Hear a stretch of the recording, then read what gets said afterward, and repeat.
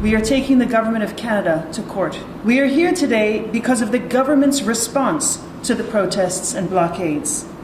The government's emergency declaration is unprecedented and seriously infringes the charter rights of Canadians.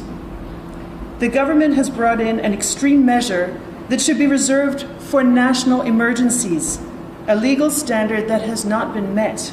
Emergency powers cannot and must not be normalized. For all the peaceful and disruptive protests in Canada's history, some involving unlawful acts and protracted standoffs with police, never before has a government declared a national emergency under the Emergencies Act, and with that given itself the enormous powers to bypass the ordinary, accountable democratic process.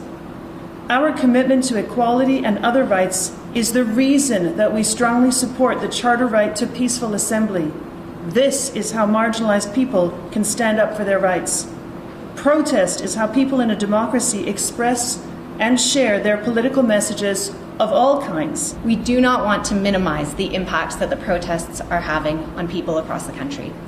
But while some of the blockades have been immensely disruptive, it is unclear that the ongoing protests endanger the lives, health, or safety of Canadians so seriously that they constitute a national emergency. It is also far from clear that our existing laws and police powers are ineffective in confronting this challenge.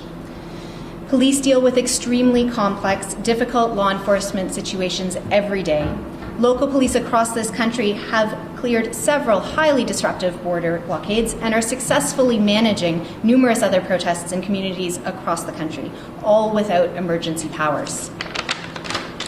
There are some localized situations that have proven much more difficult to police. But the emergency orders that the government has passed are not targeted. They are not limited to specific protests or specific geographic locations. They are expansive emergency orders that apply equally across the entire country, and they place unprecedented restrictions on every single Canadian's constitutional rights. In other words, they apply to everyone. You, me, everyone.